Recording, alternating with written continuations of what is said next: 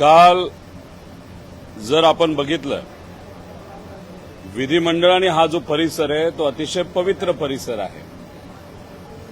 इथं लोकांनी निवडून दिलेले सर्व आमदार विधानसभेचे व तसंच विधान परिषदेचे महाराष्ट्राचे सामान्य लोकांचे प्रश्न मांडण्यासाठी इथे येत असतात आणि याच पवित्र ठिकाणी कायदा बनला जातो।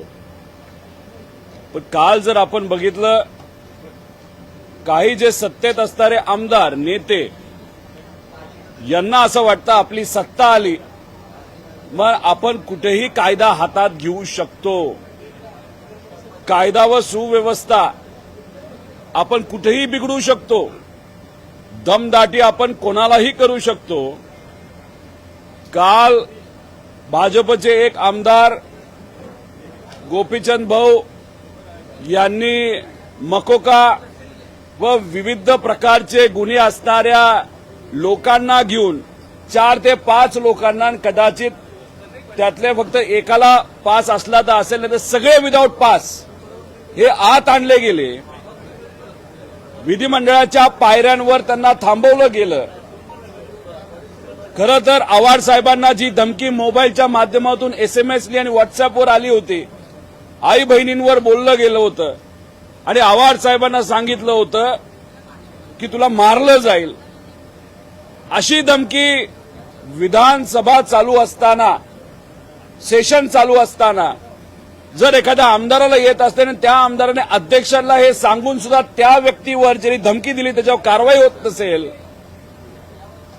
त्या व्यक्तीच्या गावातून आव्हाड साहेबांना फोन आले आणि सांगितलं की हा जो माणूस आहे तुम्हाला दमदाटी करतो, तुम्हाला ज्याने मेसेज पाठवलाय त्याचा धंदा काय आहे तर गांजा विकतो, म्हणजे गांजा विकणारे मकोका असणारे हे सर्व कार्यकर्ते घेऊन भाजपमधला एक सत्ताधारी आमदार इथं येतो काय, आव्हाड साहेबांना मारण्याचा प्रयत्न काय होतो आणि त्यात आमचा एक कार्यकर्ता नितीन देशमुख मध्ये येतो आणि त्याला तिथं मारलं जातं। 1.5 महिन्यापूर्वी त्याचं ऑपरेशन तिथं झालं होतं।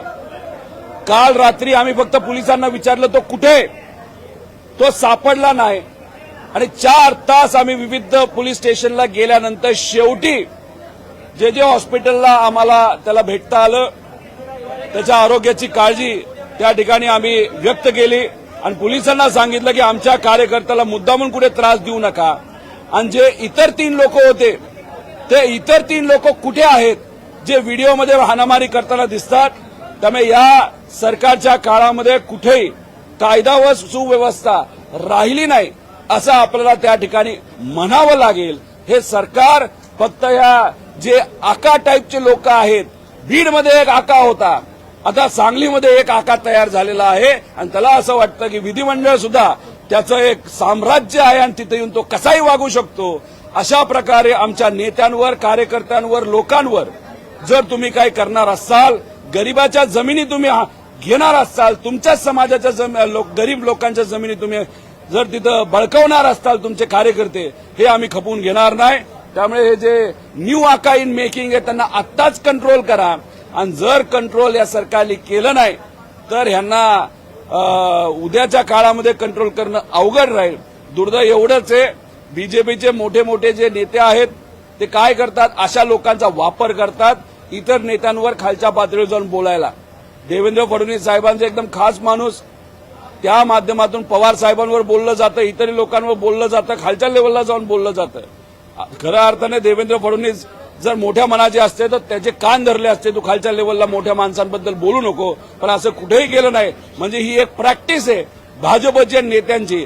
छोटे काय जे राजकीय भुंकणारे जे नेते जे जवळ ठेवायचे त्यांना थोडंफार आपल्याला आमदारकी द्यायची, हे करायचं, ते पद द्यायचं आणि त्यांनी काय करायचं तर खालच्या लेवलला जाऊन फक्त राजकीय दृष्टिकोन भुंकत राहायचं। ही आजची परिस्थिती आहे, प्रवृत्ती आहे। हे सरकारला आम्ही खपून घेणार नाही आणि सरकारला याच्यावर उत्तर द्यावंच लागेल।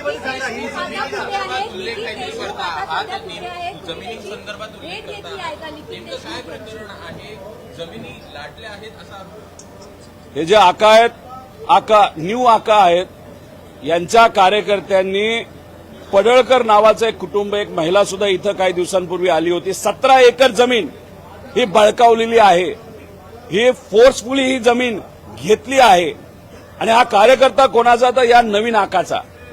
मग याच्यात जे काय चाललंय तर आता खोलात जाऊन माहिती काढावी लागेल. फक्त यांना वरदास्त हा मोठ्या नेत्याचा, मुख्यमंत्र्यांचा आणि सरकारचा असल्यामुळे कसंही वागलं तरी चालतंय असं कदाचित त्यांना तिथं वाटत असेल. काल आम्ही नितीन देशमुखला शेवटी 4 वाजता पहाटे जे हॉस्पिटलला भेटलो. त्याची तब्येत थोडीशी डाऊन होती. 1.5 महिन्यापूर्वी त्याचं ऑपरेशन झालं होतं, तिथंच मार बसला होता. आम्ही अधिकारी आणि डॉक्टरांना विनंती केली की त्याची तिथं काळजी घ्या. आज सकाळी लोअर कोर्टला तो जाणार आहे, वकील त्या ठिकाणी जातील, आज त्याला बेल मिळेल. पण काल अध्यक्षांनी शब्द दिला होता जयंत पाटील साहेबांना, आव्हाड साहेबांना, काळजी करू नका, अधिवेशन जसं काल संपेल तसं त्याला सोडलं जाईल आणि ज्या व्यक्तीने हाणामारी केली तर 4 व्यक्तीला आम्ही पकडू. तो एकच सापडला आणि ह्याला सोडलं नाही. पार इथं 400 पोलीस घेऊन आले आणि याला जेलमध्ये जिथं कुठे ठेवलं तिथे ठेवलं.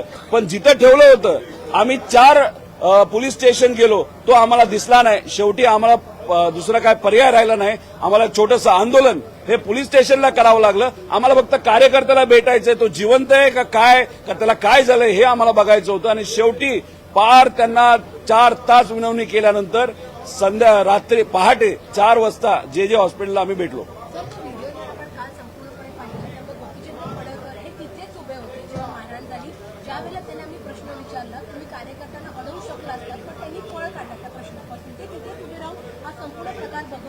बीडमध्ये काय झालं, हा जो आका आहे, आकाली काय केलं, फोन केला आणि आदेश दिला. त्याच्यावर दुर्दैवाने संतोष देशमुखचा मृत्यू तिथं झाला. मुंडे प्रकरण आपल्याला सर्वांना माहिती आहे. इतरही असे अनेक लोक आहेत ज्यांना तिथं मारलं गेलं, नाहीतर त्यांच्या जमिनी बळकावल्या गेल्या, अवैध धंदे त्या ठिकाणी केले गेले. आणि मग याच्यात तुम्ही जर बघितलं, इथं सुद्धा जर कार्यपद्धती बघितली, फक्त डोळ्याली आणि असं डोक्याली हिनवायचं की जा तुम्ही आता त्याच्यावर अटॅक करा, आणि ते केलं, मागे थांबले आणि अटॅक त्या ठिकाणी झालं. म्हणजे कुठेतरी हे मास्टर माइंड आहेत. हे आका लोक स्वतः हातात काही घेत नाहीत, ते कोणाला तरी पुढे त्या ठिकाणी करतात. त्यामुळे या नवीन आकाला आत्ताच कुठेतरी कंट्रोल केलं पाहिजे असं आमचं मत आहे. हा झुंडराज आणि गुंडाराज या महाराष्ट्रात चालणार नाही. त्यासाठी थांबवण्यासाठी आम्हाला जे काय करायचं त्या ठिकाणी आम्ही सर्वजण करू.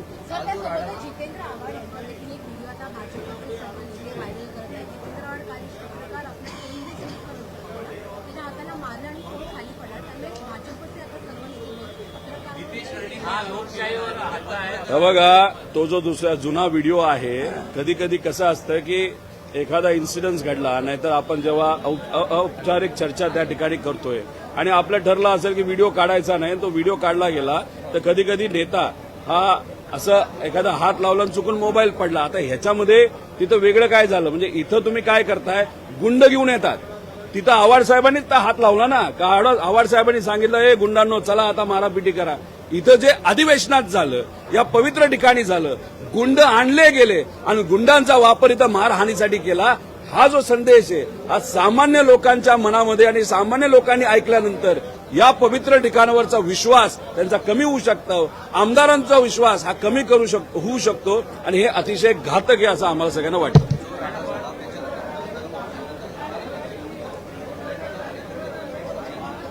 हळूहळू येतील, व्हिडिओ येतील, फोटो येतील, कोण कार्यकर्ते, गाडीतून कोण उतरलं. आता आव्हाड साहेब 2 दिवसापूर्वी संतोष देशमुखांचे भाऊ गणेश देशमुख कदाचित ते आले होते, त्यांच्याकडनं समजून घेत होते, अरे काय परिस्थिती आहे, वकील काय म्हणतात, काय मदत लागते, कशा पद्धतीने काय गोष्टी चालल्यात. आणि हे मासे न्यू आका तिथं गाडी घेऊन आले, अंगावर गाडी घातली असती या दोघांच्या, मग दरवाजा उघडला, दरवाजा या दोघांना लागला आव्हाड साहेबांनी त्या गणेश देशमुखाला, तरी आव्हाड साहेब काय बोलले नाही. आणि मग बदला कसा काढतात इथं अधिवेशनामध्ये तुम्ही हारामानी करून. त्यामुळे हे जे काही नवीन आका आहेत अतिशय चुकीच्या पद्धतीने वागत आहेत आणि या सरकारचा त्यांना पाठिंबा आहे असं आम्हाला सगळ्यांना म्हणावं लागेल.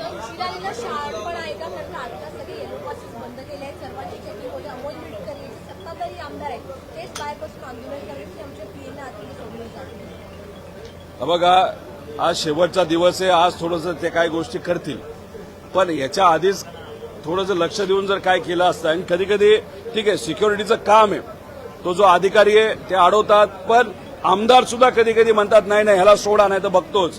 आणि मग त्याच्यात कुठेतरी एक प्रेशर, आणि सत्ताधारी आमदार असेल तर बिचारे जे सिक्युरिटी वाले त्यांची काही चूक नाही. चूक आहे, पण आता सत्ताधारी आमदार म्हणतो तुला बघतो, तुझी बदली करतो, हे करतो, ते करतो, आणि त्याच्यात ही माणसं आत आली. व्हिडिओ बघा आणि त्याच्याबरोबरचे फोटो बघा, आणि ती माणसं त्या न्यू आका बरोबर कुठं कुठं तुम्हाला दिसतील, सोशल मीडियावर सगळे दिसतील. त्यामुळे नवीन आका काही बोलले, कार्यकर्त्याला वाऱ्यावर त्यांनी आज सोडलं असलं. आम्ही आमच्या कार्यकर्त्याला वाऱ्यावर सोडत नाही, पाठीमागे राहतो. आणि हे जे काही लोक आहेत ज्यांनी गुंडाराज केला, मारामारी केली, ते त्या ठिकाणी नक्कीच त्यांच्या काळ. दुसरं असंही असू शकतं, या नवीन आकाली भाड्यावरही लोक आणले असतील आणि भाड्यावर येऊन या ठिकाणी मारामारी करायला सांगितलं असेल. भाडेकरू सुद्धा गुंड असू शकतात. पण व्हिडिओ कोण, पोलिसांनी वापर करावा, व्हिडिओमध्ये कोण कोण आहे याचा शहानिशा करावी आणि त्या लोकांना शोधावं आणि त्यांना समोर आणावं. मग बघू दूध का दूध, पाणी का पाणी.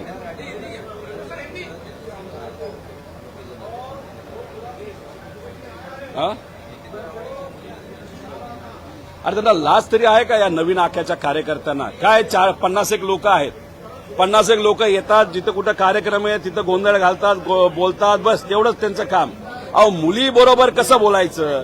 त्यांच्या जितेंद्र आव्हाडच्या मुलीबद्दल अतिशय खालच्या लेवलला जाऊन तुम्ही बोलत असाल, जितेंद्र आव्हाडांच्या आई बहिणी तुम्ही काढत असाल, तर तुम्ही त्यांना मर्डर करण्याचं तिथं म्हणत असाल. त्यामुळे या नवीन आकाचे जे कार्यकर्ते त्यांची लेवल तुम्ही समजून घ्या. एक आजी, गरीब आजी, 17 एकर जमीन त्या गरीब आजीची त्या ठिकाणी फाटकी साडी घालून बिचारी इकडे आली होती. तिची जमीन 17 एकर जमीन ह्यांनी गिळली. अहो, यांना त्यांच्या समाजाचं तरी कुठं काय पडलंय? अहो, इथं जे सरकारमध्ये योजना आहे धनगर समाजाच्या मुला मुलींसाठी, त्याच्यामध्ये भ्रष्टाचार होतो या सरकारमध्ये. पण ह्यांना कसं आहे, कळवळ आहे. पण त्या बाबतीत तुम्ही काय करत नाही. सरकारमधलेच लोक पैसा खातात. आणि आज सगळ्या जर शाळा बघितल्या, जे होळकर, राजे होळकरांच्या नावाली जी योजना आहे, त्याच्यामध्ये सगळ्याच शाळा ज्याच्या भ्रष्टाचार होतो, त्याच्यात पैसा काढला जातो, धनगर समाजाच्या गरीब मुला मुलींच्या नावावर, हे सगळे भाजपचे लोक आहेत, हे सत्ताधारी आहेत. करू शकता का काय तुम्ही समाजाचं नाव पुढे करता, समाजाचा वापर करता, कार्यकर्त्याला पुढे करता, मात्र समाजाच्या योजनेतूनच मलिदा खाता. लाज वाटली पाहिजे अशा लोकांना.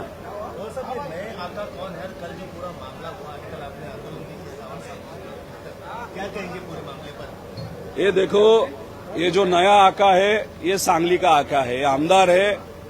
कल अगर आप देखो, ये जो पवित्र ठिकान है, ये जो विधिमंडल है, यहाँ पे भाड़े पे गुंडा लाया गया. 4 लोग थे.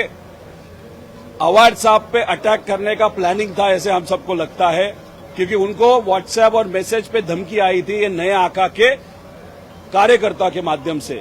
उनके मां के बारे में, बहनों के बारे में, लड़की के बारे में, आव्हाड साहब के बहुत लो लेवल पे जाके कमेंट्स थे. अभी मर्डर आपका करूंगा ऐसा अगर मैसेज आता है, आव्हाड साहब जब अधिवेशन में आते हैं, वहां पे आने के बाद ये 4 गुंडा वहां पे आते हैं, आव्हाड साहब नहीं मिलते, इसलिए अटैक किस पे होता है? तो आव्हाड साहब के साथ जो नितिन देशमुख नाम का कार्यकर्ता है उस पे अटैक करते हैं. उसका ऑपरेशन हुआ था 1.5 महीना पहले, उसी के पेट पे आप मार रहे हो. और ये जो नया आका क्या करता है, तो दूर से सिर्फ ऐसे इशारा करता है और ये 4 गुंडा वहां पे मारामारी करते हैं. ये 4 गुंडा अंदर आए कैसे? एक पे मकोका है, और जिसने मैसेज किया था, जो व्यक्ति ने मैसेज किया था आव्हाड साहब को कि आपका मार दिया जाएगा, उसका धंधा क्या है? तो वो बिजनेस क्या करता है? तो वो बिजनेस करता है गांजा बेचता है. ऐसे लोग हैं.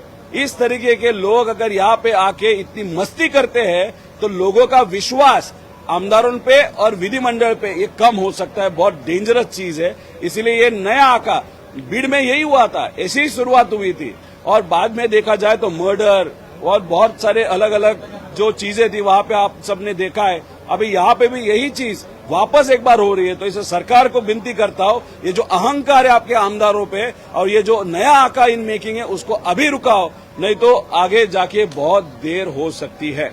रोहित जी शुक्रिया.